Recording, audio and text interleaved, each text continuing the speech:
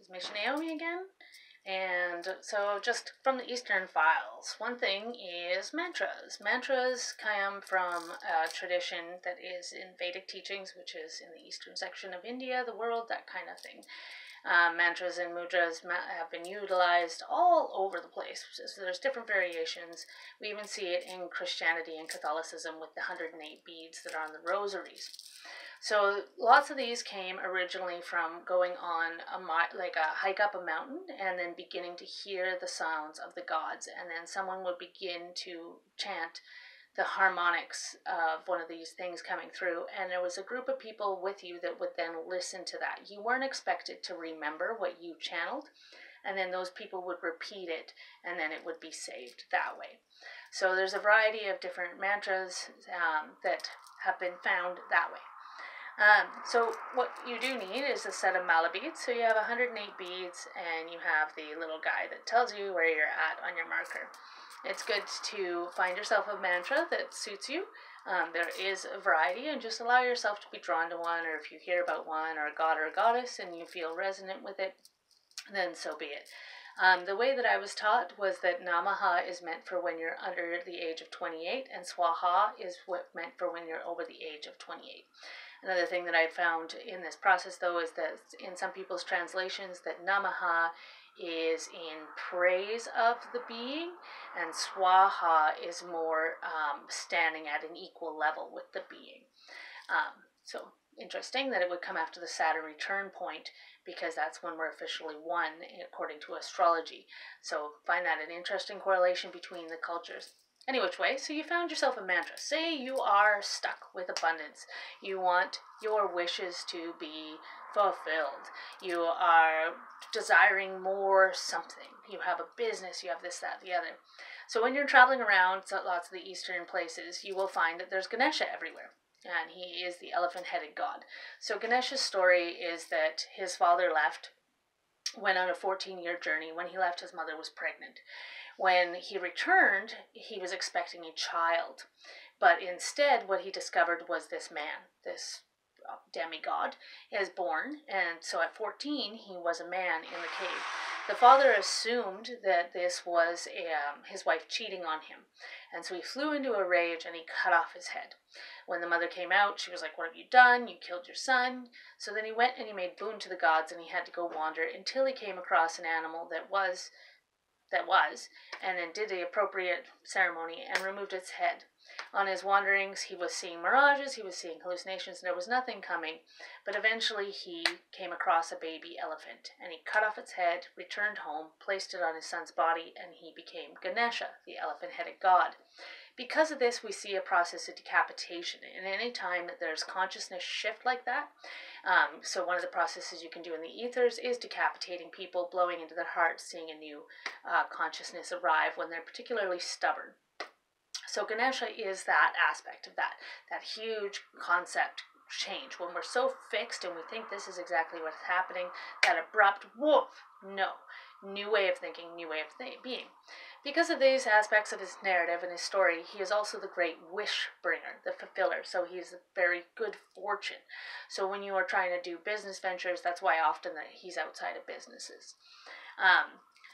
And Ganesha has many, many, many tales, many, many beautiful things, many points where he was praised. When the world was in chaos, he was the being of light that a group of gods found. So Ganesha is really, really lovely. Ganesha's mantra, as I know it, is Om Gam Gata Pata Ye, and then because I'm over the age of 28, Swaha. So again, now let's say, pretend I'm under the age of 28. So Om Gam Gata Pata Ye Namaha. So we want to work with Ganesha. You get maybe you get an elephant figurine, a stuffy, a candle, some incense, things like this. You set up a little sacred space that is just for these times that you do your mantras. You do your mantras in 40 days, doing 108 a day. You do them intentionally, desirably, at the same time every day, so that you're visiting the god, the goddess, the deity. You're invoking them in. Incense is used to carry the prayers and call in, and same with a candle. When you are putting your candle out, you want to snuff it, because if you blow it, you blow away away the spirit that you invited into the space. And if you blow a long blow, you actually blow an aspect of your soul into the other world that can be grasped. So if you ever do blow out a candle, it needs to be a and it is just the amount of air that is in your mouth that you are using. You never let the air continue from your lungs, from your heart when you're blowing out a candle. But to blow out a candle, yeah, it should be that quick, because you don't want to blow the being that you just invoked into the space out. So we're invoking Ganesha. We set our date on our calendar. It's going to be 40 days. 11 o'clock works for me, so we're going to do it every day at 11 o'clock. We're going to do 108 of these. We're going to sit in intention. We're going to look at the little elephant statue that's on the thing, or perhaps even a full-on Ganesha statue. And then we'll go through the beads, starting at the top mala. Om Gam Ganapadaye Swaha. Om Gam Ganapadaye Swaha.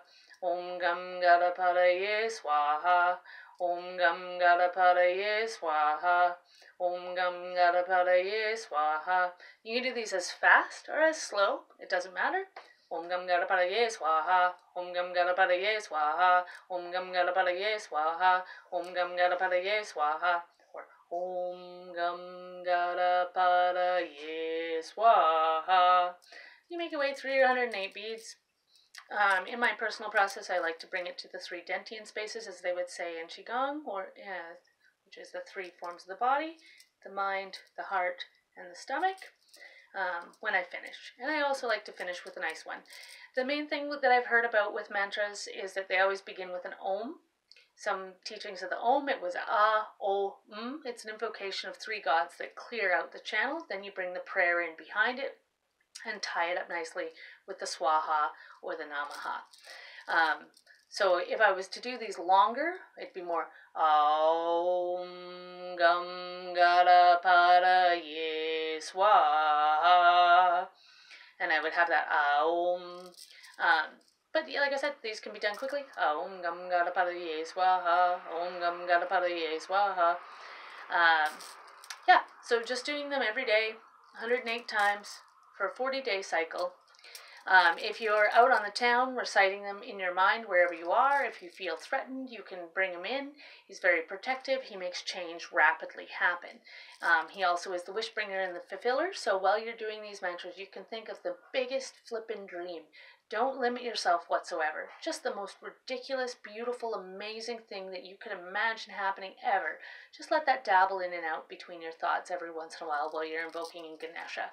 Because what are you requesting from this one who can do so much and is a great, great change maker and the wish bringer.